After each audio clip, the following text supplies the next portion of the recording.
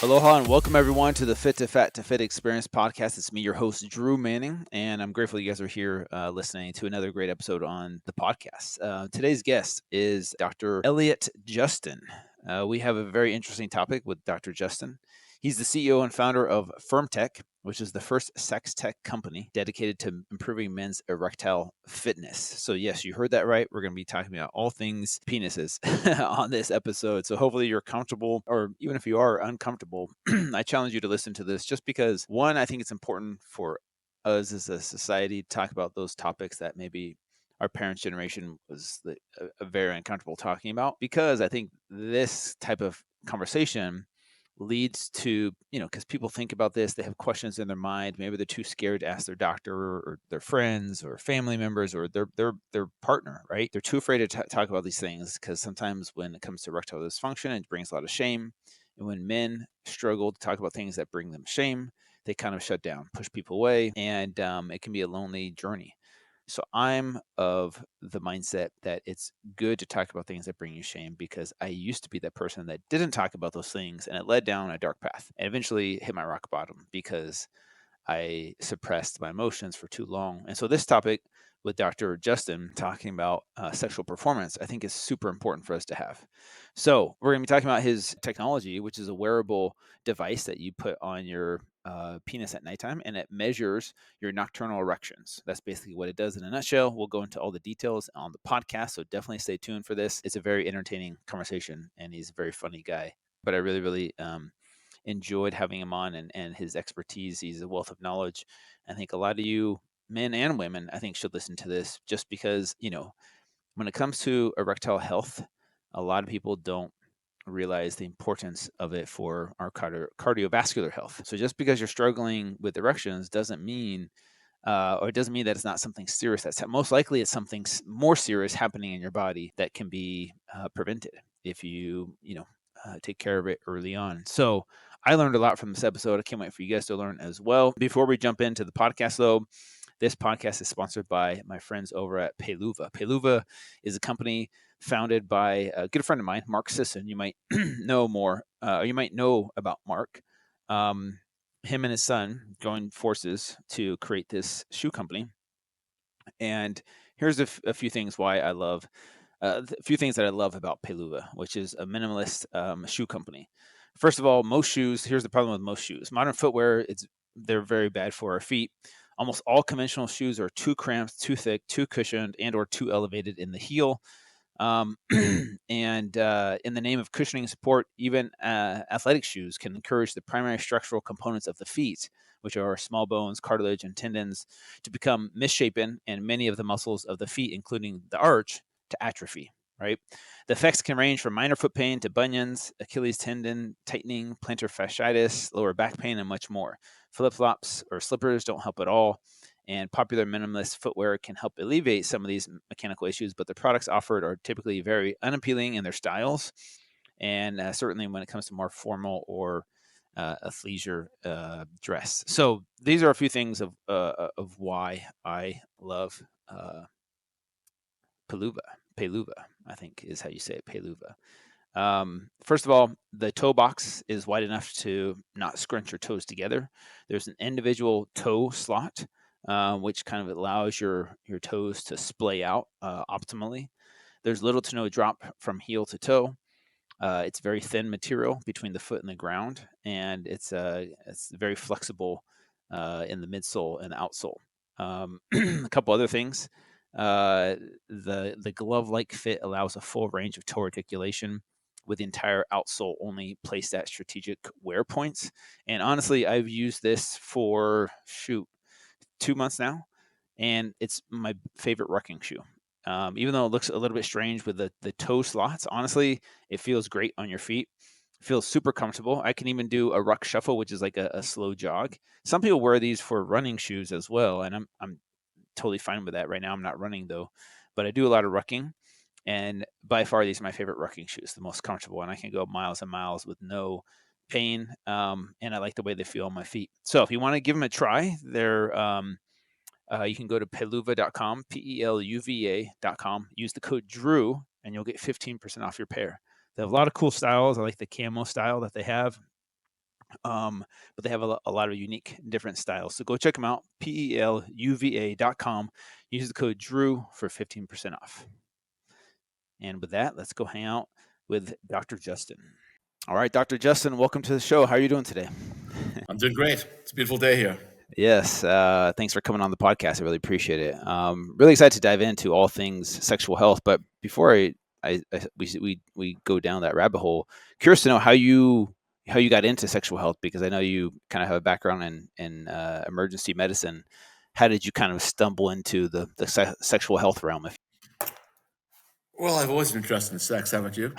So, Good point. but I think I'm an outlier in terms of male physicians in that I haven't yet to meet any other doctor whose mother took him to the urologist as a teenager because she was concerned that he was masturbating too much and might not get into college.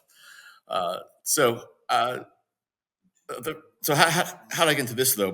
My background, I am an emergency medicine doctor, and short of a heart attack or a stroke, and maybe not even short of, there are a few emergencies that concern a man as much as a consistently limp dick. Yep. So, uh, I, but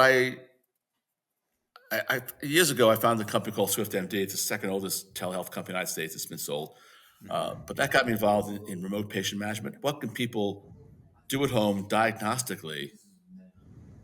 This is before the age of wearables, back in the late '90s. What can they do at home in order to manage their healthcare if they were motivated by secondary gain, which is money?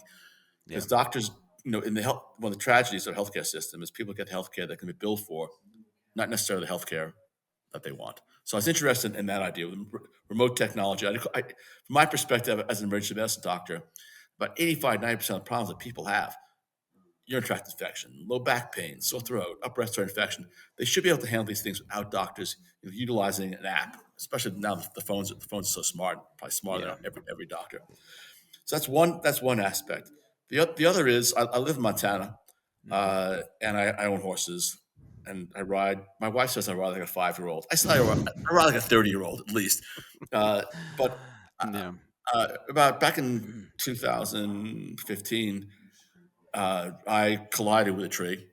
Knocked that tree over, by the way. I'm certain I shattered that tree. But I broke 6 ribs and 6 vertebrae, and unfortunately, my spinal cord wasn't injured. But that got me interested in what's gone on to rehabilitate sexual health, men or women for that matter, who have had spinal cord injuries. Mm-hmm. And there were a series of papers claiming that they were able to restore sexual function with neuromodulation.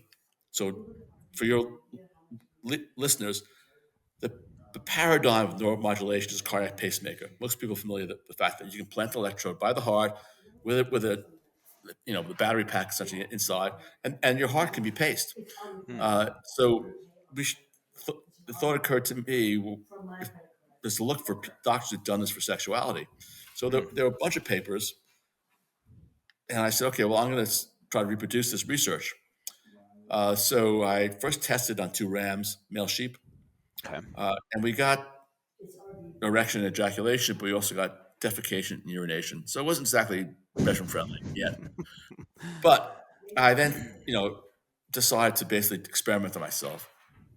So I had a friend of mine, who's a urologist, implant an electrode by by my pudendal and cavernous nerves, everyone's 2 favorite nerves that no one has ever heard about. But the nerves Yeah, I don't know responsible anything for, about them. they're the ones down there. They're responsible for erection and ejaculation. Okay.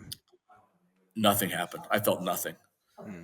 Uh, so I gave up the project. I called it Project O for obvious reasons. I actually tried to get it published, but negative studies almost never get published. Hmm. And I wasn't, the usual thing to do would be go out and raise a bunch of money and try it out on people in Brazil. But I thought these papers were probably bullshit. Hmm. But a urology professor at the University of Utah heard about this and approached me 3 years ago and said he wanted to come up with a way of counting the number of nocturnal erections that men have that are the indicator of cardiovascular health. Well, I never heard of that. You probably haven't Yeah. heard of it. I'm almost no one's heard of that.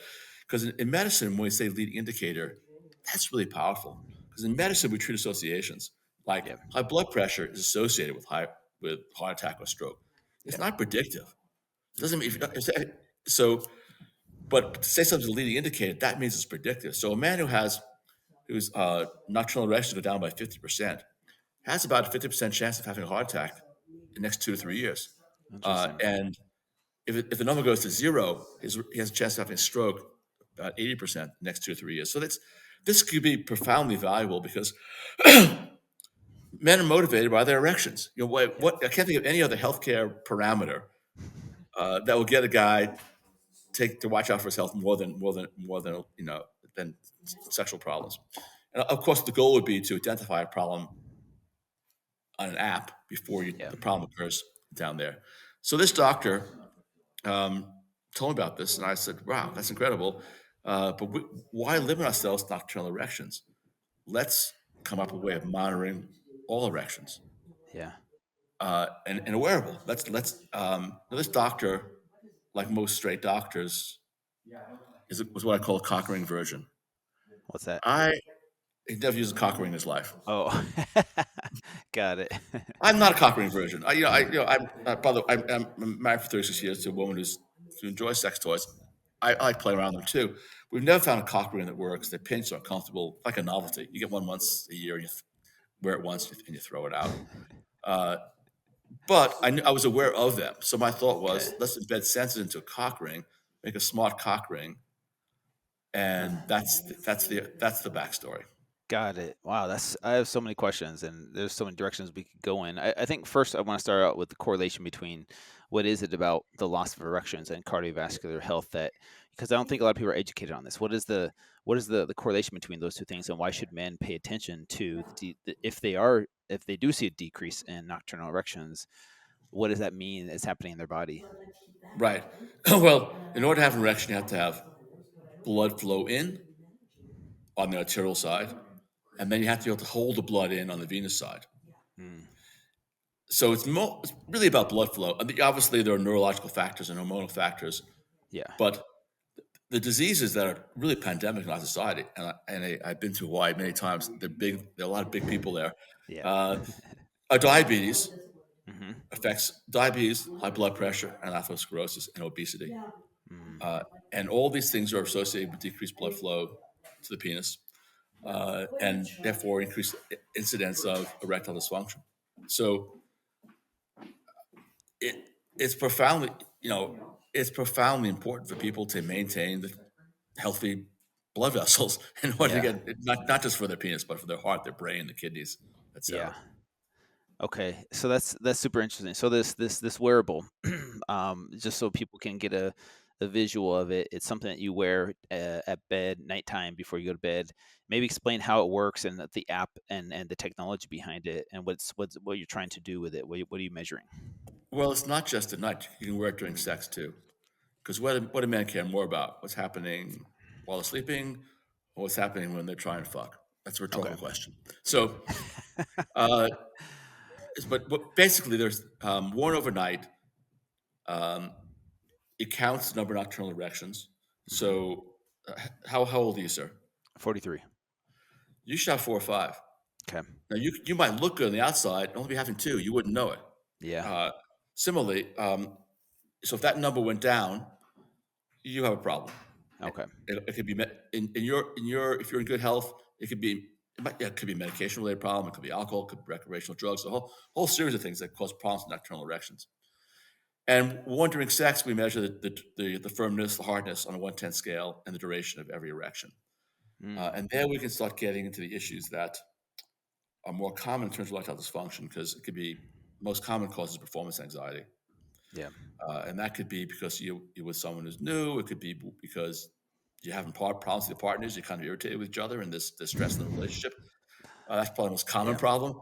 It could be because people have gotten out of the pattern of lovemaking. And then there's disease, diabetes, hypertension, and then unfortunately, doctors also prescribe two medications to men that I call cock killers, and those Mm, are the SSRI antidepressants and the interesting. antihypertensives.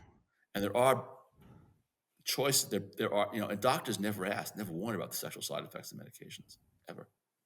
Yeah, that's very true. I'll ask you, I mean, has a doctor ever asked you about your sexual health? That's a good question. I work with a doctor pretty closely, and he's a friend of mine. So yes, there, but not on just like your average doctor that I've had just like quick interactions with. No, for the most part, no. Yeah. I mean, the integrative doctors, the naturopaths do more about that, Hmm. but the regular conventional doctors don't. Yeah. And Why do you it's think that unfortunate. is? Is it still taboo in the medical industry to talk about erections and, you know? I think it's taboo for two reasons. One, they themselves are uncomfortable talking about it. Okay. Patients are uncomfortable talking about it, but also there's no money in it. Mm, So if if you or I would go to our internist, yeah. and you and I both different ages. I'm 71 years old, Mhm. uh, and we said, "Gee, when I walk up a hill, my pulse is irregular. I feel like I'm going to pass out, and my pulse is not irregular; it's pounding." Yeah. And we went to a doctor's office, and the doctor said, "Go walk up and down a flight of steps outside. Come back in here." And put his hand on our pulse, and he said, "Oh yeah, your pulse is really strong and irregular. I think you have a cardiac arrhythmia and you have high blood pressure. Take this pill and come back in 3 months." We would think, "What the fuck is this 1900? Do you have blood pressure come from the office? You can take an electrocardiogram. How about some blood tests?" And that's where we are with sexual function. Yeah. They don't have any tests, and also the electronic health record that's everywhere now. Every doctor is using electronic health record pretty much. There are no questions about sexual health in there, so they're not Yeah. prompted. So if you and I went to a doctor and said I got chest pain, and the doctor said, "Oh, I think it sounds like heartburn. Come back in 3 months." No, the machine, electronic health record, is going to say, "Hey, dummy doctor, rule out pulmonary embolus, rule out ulcer, rule out heart attack, rule out dissecting aneurysm." And if you didn't check off the boxes, the machine will remind you, "Hey, doctor, don't be stupid. Don't make a mistake." But when it comes to sexual health, they just tell you to take a pill, Yeah. and that's wrong. There are questions, important questions that they should be asking. Like one of the most important questions is your problem that you can't attain erection or that you can't sustain erection? Mm, And the doctors group both people together and they just throw pills at it. But these are very different groups of people. If a man can't attain erection, that man has a serious neurovascular problem. okay. And that man needs to see not just a GP or an internist, that man needs to see a urologist. He has a big problem. And maybe even a cardiologist as well, too. But if the man's problem is that he can't sustain erection, which is more common, he gets an erection, he loses it. That's a whole variety of things from anxiety to serious diseases. And Mm, that's where the tech ring that we talked about that we've invented is so valuable because it helps men and their doctors sort out what's causing it because they're giving people data. You got need it. data. So was there a different approach for someone who can't obtain an erection, someone who has trouble, even getting it up, versus someone who can't sustain it? What is the two risks there, two scary things that people should be aware of what those mean if you can't do one or the other? Like, what's the difference Well, in a approach? man who can't attain erection Yeah. and a man who has no nocturnal erections and without our device, you can't you don't know because this is world's first technology. We now so if a man has nocturnal erections but can't attain erection, that man probably has severe performance anxiety Okay. or relationship issues because nocturnal erections indicate that he actually is functional, but he's Mm, not functioning because something most likely in the relationship. Whereas a man who can't attain erection and has no or very weak nocturnal erections. Again, we're on a 110 scale. yeah. There are twos and threes or fours. That man probably has a significant neurovascular problem. And Mm, if that man goes online and just get pills, which is what so many guys do today, oh, I'll get some Viagra, I'll get some yeah. Cialis online. That man could be masking for a period of time a major cardiovascular risk. Got it. Now, on the other hand, men who can't sustain erection, that's different. Okay. So there are two issues here. One, men who can't sustain erection. Um, there are two aids to this, if you will. There are the PD5 medications, which are sildenafil, tadalafil, Viagra, Cialis, some of the common ones. They put more blood in the penis, but they don't keep it there. Mm, And most men's problems is not getting blood in because if you attain an erection, you're getting blood in, but you're yeah. losing the erection. So a well-designed cock ring is a way of addressing that. It's mechanical, so it's holding the blood in the penis. But then the man really needs to think along with his healthcare provider about, well, what's causing this? Is this just anxiety? Is it with a new partner? Mm, Or is this due to a medication? Could it be my antihypertensive, my blood pressure medicine? or could it be a dietary issue? There are men who eat. I just, there's a doctor in California just completing a study. Men who Yeah. eat have high carbohydrate diets have more soft erections than men who don't. Mm, Is it a is it due to the fact that I'm not taking my blood pressure medicine, or is I'm diabetic and don't know it? So there's a range of considerations when it comes to men who get an erection and then lose it. Well, the most common cause is performance anxiety. got it. Which is psychological for most Right. people, right? So, and this might be a dumb question, but I think people listening might not know exactly does a cock ring work and what does it do. I've actually never used one, so I don't really know. So maybe you could just describe what the purpose of it is and how it works and how it could be beneficial for some people. Yeah. First, I'll give you a little bit of history. Sure. Yes. I think the first cock ring was. Um, I mean, I know there's a description of one in some Chinese tomb from like 2000 BC. Really? Uh, yeah, the Wow. assumption is, and we know the Romans made them out of leather because there are pictures in Wow. Pompeii in the brothel in Pompeii of Hmm. cock rings being used. Wow. Obviously, if they're made out of leather, they've fallen apart long ago. Yeah. Um, and we know that they were in Shakespearean England time. They were expensive, and they were made out of the best ones that were made out of rubber, imported from from like Malaysia, where they got them from. Yeah. So they but cock rings, the conventional cock rings today are it's like an O ring. I don't Yeah. have one on my desk here. It's like an O ring, Okay. and they're made the same way out of silicone for the last 150 years. And the most effective. A man gets an erection, puts the ring on, and holds the blood in. The problem with them is that it's a chokehold on the penis because it's also cutting off the arterial circulation after the blood is in the penis. So they can only be worn for 20 or 30 minutes, both because they become uncomfortable, but also because they can cut off the circulation to Mm. every guy's most favorite body part. So the challenge for us was to reinvent the cock ring because when Dr. Hotelling, this professor from the University of Utah, asked me to do Yeah. this, when he said count the number of nocturnal erections, I realized that we have to come up with a cock ring that could be worn overnight. So we have to change the material. So our Interesting. cock rings are made out of elastomer. They're stretchier, they're softer, um, and then what the benefit of that is they don't block the flow of arterial blood in. They do somewhat block the venous return. Our cock rings allow the blood in, and they just constrain the venous return. So they'll allow a guy to have an erection that lasts a longer time. Got it. Uh, we also designed a non-technical tech version called the Maximum Performance Ring, which because it occurred to me, how can we enhance a man's pleasure? Women Yeah. have vibrators, and men don't Yeah. have anything. Really don't have anything. Yeah. That's So true. I thought, well, the way to do it is to put the right amount of pressure over the urethra to draw out the ejaculatory phase. Mm. So we tested on 21 men, and when the ejaculatory phase in all of these men, they range from 28 to 70. I was the oldest. When the Mhm. ejaculatory phase in all of them was increased by 50%. That's the product that we made, and that's actually our top selling product. So what does that product do? The Max PR Yeah. ring. How does that work? So it allows men to last longer, stay harder, and have more intense orgasm. My ejaculatory phase with a ring goes from 4 seconds to 7 seconds. That's an incredible orgasm. Every guy imagines himself to be an expert at his own pleasure because we start Sure. masturbating when we're 12, 13 years old. Yeah. Yeah. We don't like to tell women this, but hey, that's how we measure their performance with us by our own performance. And hopefully we marry someone who's better than us. Yeah. The Love that. but so that was I never use the cock ring regularly because even though I'm 71, I don't really have ED. But Okay. I do have ED in the sense that like, all men as we get older, we don't hold the blood in the penis as long as we did when we were younger. So Yep. I don't hold Yeah. blood in my penis as long as I do when I was your age, Sure. nor did both of us. Hey, I'm certain that both of us, we held the girl's hand when we were 13 years old, got a hard on for 90 minutes. That Yeah. doesn't happen anymore.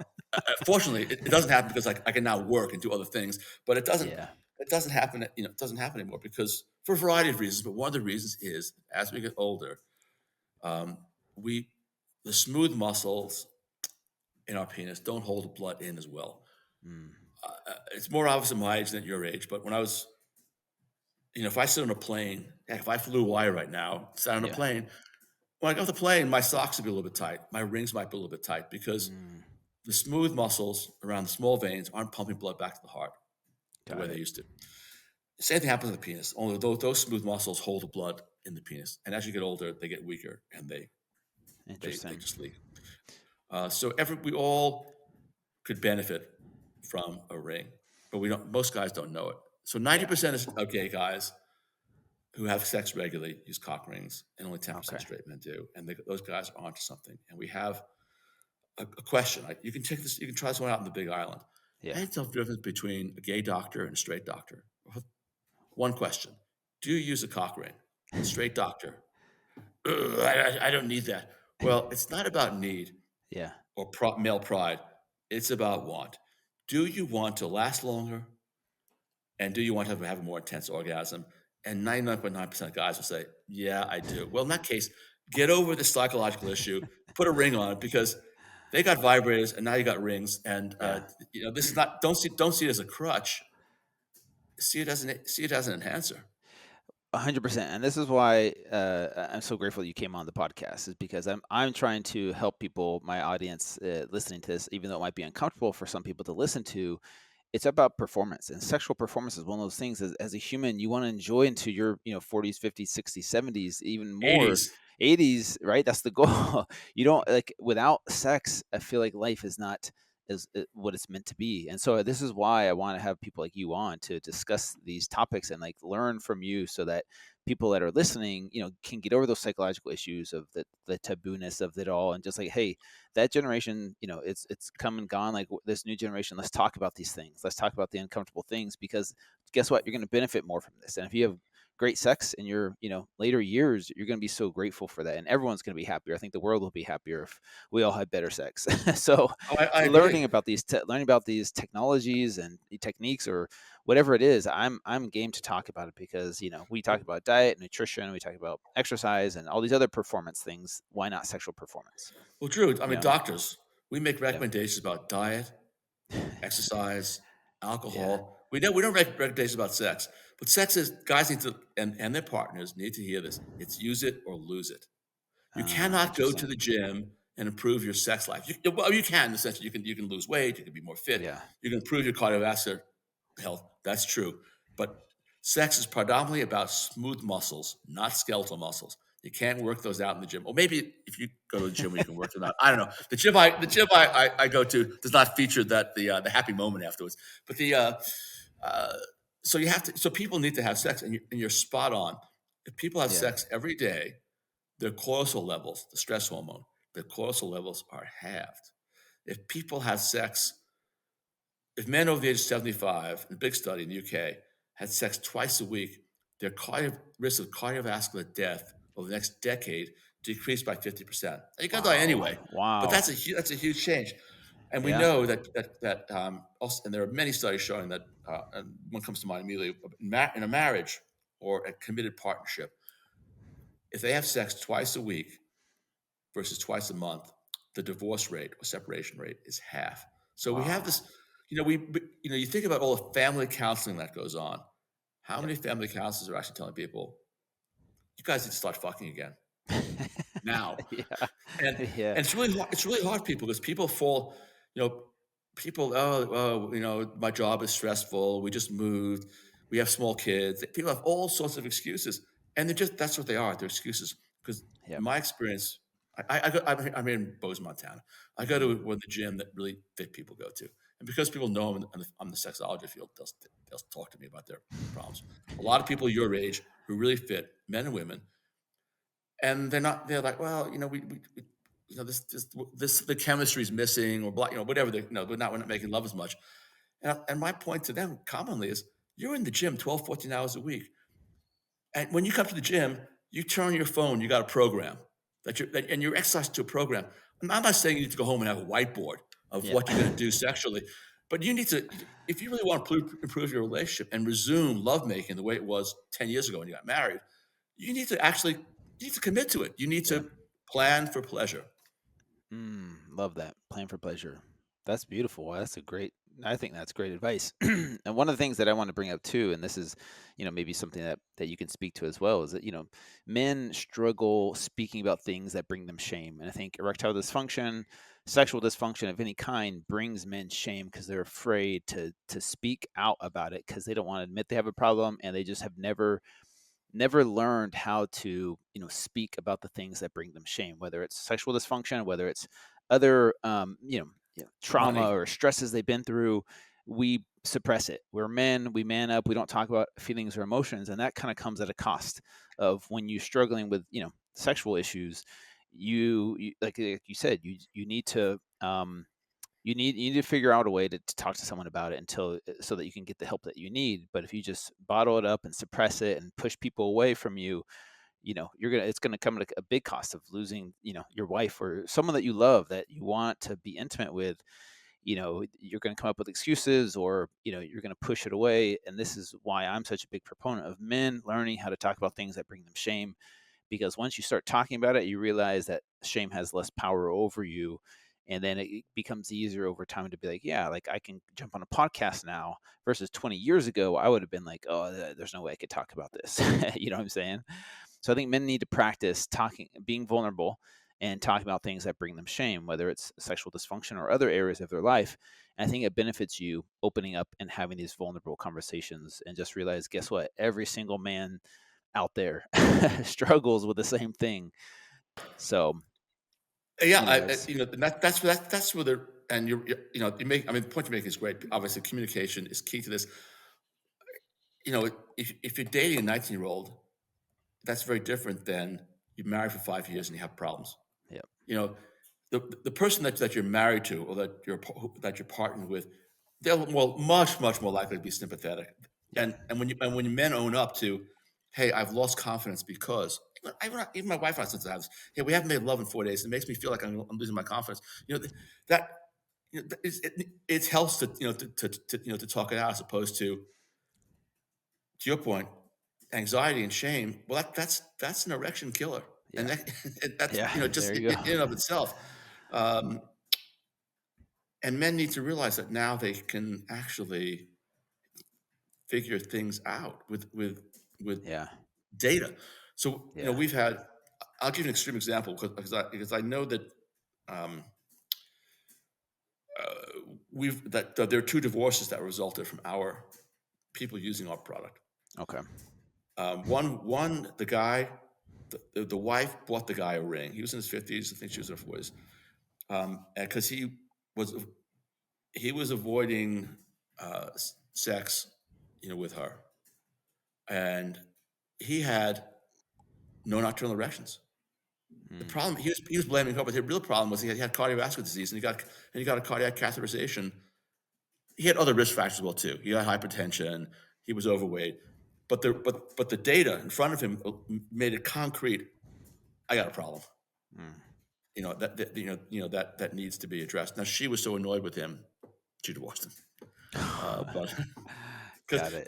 because he'd been, instead of owning up to his problem, he'd been belittling her, and blaming her, Yep. for the problem. That's unfortunate, and that's what I'm trying to help some men with is deal with that. And I think this is a great conversation to have. I'm Here's so another one. grateful. Go ahead. I'm just so this would be about 3 days ago. I had a guy who was status post prostate surgery, and erection ED is common after prostate surgery, and the recovery road is long and hard. Yeah. And this guy had given up on having sex, um, but he heard about us from a prostate doctor. He got the ring, and he couldn't believe it. He's having nocturnal erections.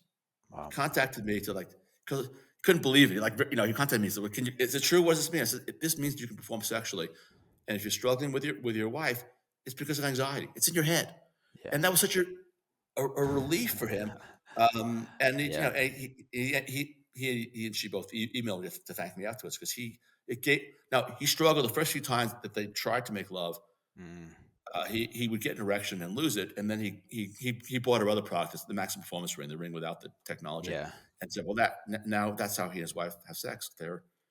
Wow. He gets an erection, he puts the ring on before they start making love, It holds Okay. the blood in. He's not worried anymore about losing his erection, which is an enormous confidence builder for both of them. Got it.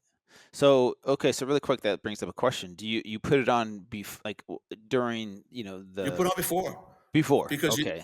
it'd be worn overnight, but you can put it on before because it doesn't block the flow of arterial blood in. Got it. Uh, Okay, that's I important for will people share too. with you personally that Mhm. you know, my wife's idea of foreplay. She's in the room right now. My wife's idea of foreplay right now is to drop the ring in front of me. I'm a guy. I'm real easy. That's Yeah, make it easy for us, right? right. And it's not like I've got a. I don't. There's no big ritual involved. But Mhm. my response to the ring is almost like Pavlovian. I put the ring on, I get hard right away because Got it. that's become It's just like the the trigger. habit. Yeah. That's really interesting. I'm curious, switching gears a little bit. Let's talk about some like, I've talked to other experts in this field about, sexual performance. There's things like, the P shot, it's PRP, there's stem cells, there's gains wave. There's all these like, Shockwave. Yeah. yeah, what in your opinion, what works, what doesn't work? What should people maybe like research or look into? Other than your products, which we'll kind of finish on that, Sure. but like other things that might work for people I'll that hit them exist. all for you Okay. because because there's either research that's been done with using our technology or there's pending research. Okay. So, and by the way, you missed out on Botox.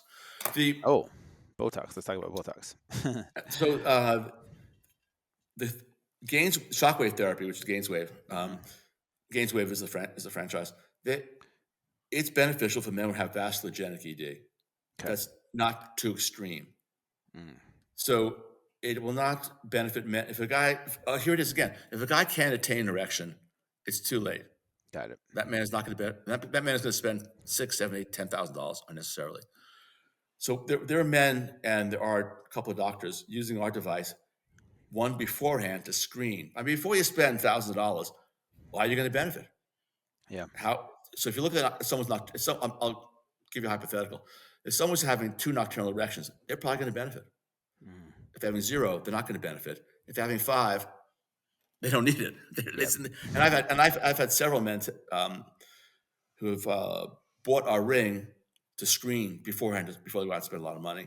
And Mm, there are several doctors doing shockwave therapy. These are doctors with integrity. It's like 'kay. they don't want to make the money necessarily. Hey, if you don't, they're already making plenty of money. That's not all of them, but that's integrity to my mind. I respect these guys from California that hey, I'll buy the ring for someone and Yeah. have them use it because it's not fair to them. And then, of course, the benefit after you start shockwave therapy is before you see progress down there, you'll see it on the app, and Mm, I can tell. So that could be really helpful too because you can have a guy who he's 3 months into his shockwave therapy, doesn't see a lot of benefit in bed yet, yeah. but the app could be telling a different story and saying, yeah, no, you know what, you got to be patient, a few more treatments, or give it time, etc. Yeah. Um, we see this. We see guys are using the same thing with the P shot. I really I think the Gainswave shockwave therapy can probably Yep. benefit 70-80% of the men with ED, older men with Okay. ED, not the young guys. Uh, P shot, I don't know enough about. I have men who say it works, but I have not. I know two men who've contacted me wanting to use our device before I to test, but Yeah. you know I don't know. Botox. Yeah, what's up with Botox? Um, Never heard about we that. know when we know that Botox can make the penis longer, but the Mm, question is, does it increase blood flow? And there's another doctor with integrity in Cal. He's got a bunch of clinics. He has 12 clinics who, and he's gonna we're gonna be we found I can't name the institution because I have a non-disclosure agreement, but you want the leading. sure. Let's just say it ends in clinic, Okay. blank clinic. Yeah. In one of the leading institutions in the United States, we have researchers going to be look into this independently, and that's really valuable because if it did work, that would be great. But we don't know yet. And then there are Interesting. penis pumps. So we know the penis pumps can make the penis bigger, but can't do they increase the blood flow?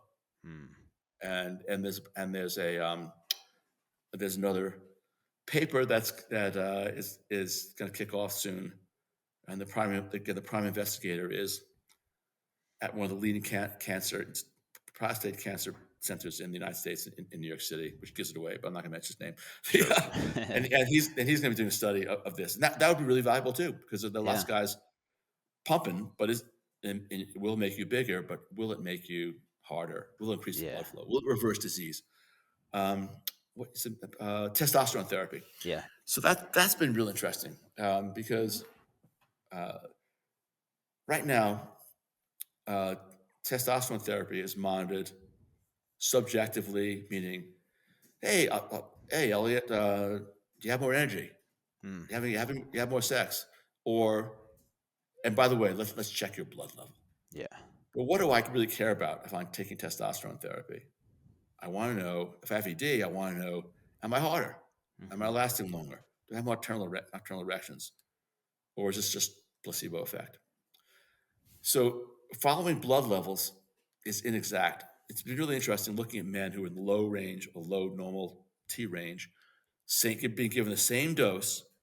Mhm. Some respond and others don't. And that probably has to do with the fact that some men genetically don't have the receptors to respond. You can give more testosterone, but it's not going to make a difference. Yeah.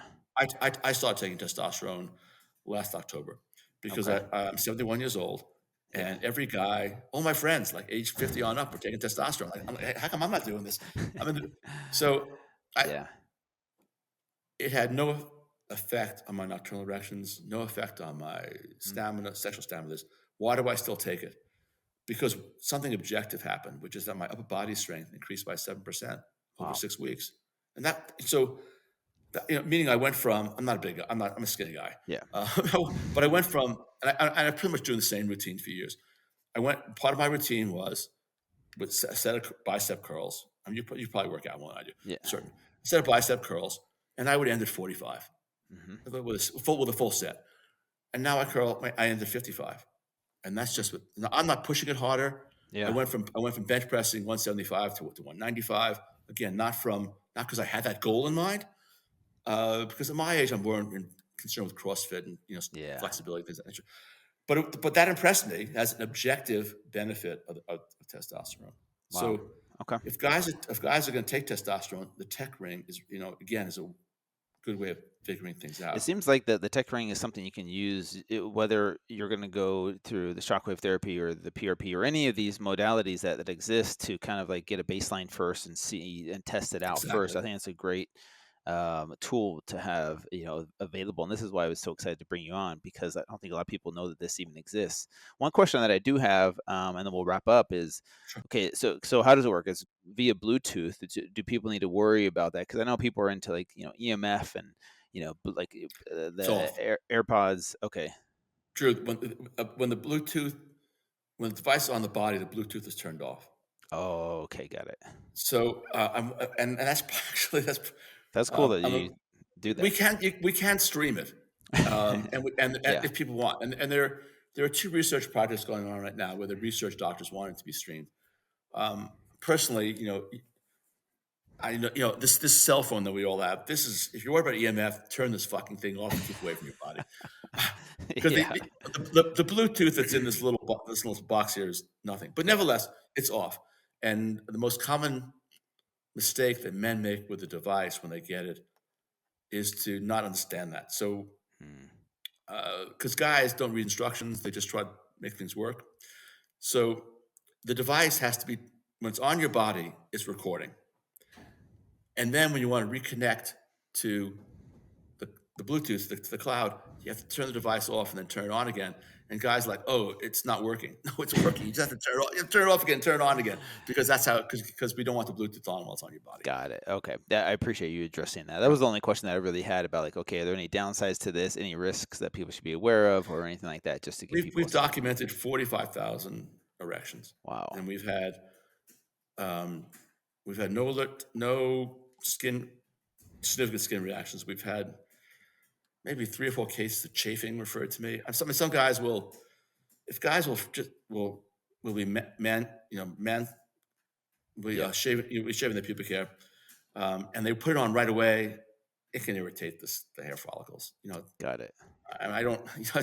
It's So something. basically, you're saying Manscaped before using Yeah, Manscaped. Yeah, it. well, you don't have to. You don't have to. I don't. Yeah. You put a little bit of water-based lube on it. It doesn't pull on your hair because it Got it. holds it in place. We had one guy who had significant chafing around the base of the head of his penis, but that's not where the device goes. The device goes to the bottom of the Yeah. shaft. Yeah. So I think this guy was just stroking too hard. But so basically, there's been no problems. No, Got it. in terms of safety, there's no problems. Okay. Well, that's awesome. I really want to give people an opportunity to try this out and use this device, and help you guys spread the word about having something like this available to people. And so that's basically what I wanted to ask is where can people go find this and use this product? Where do we want to send people to? Sure. Well, you can find us at myfirmtech, myfirmtch.com, myfirmtech.com. You can also contact me directly at Elliott, Elliott, at myfirmtech.com.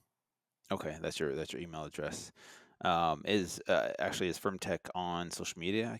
Don't know. We're in social media. Okay, cool. It's at myfirmtech.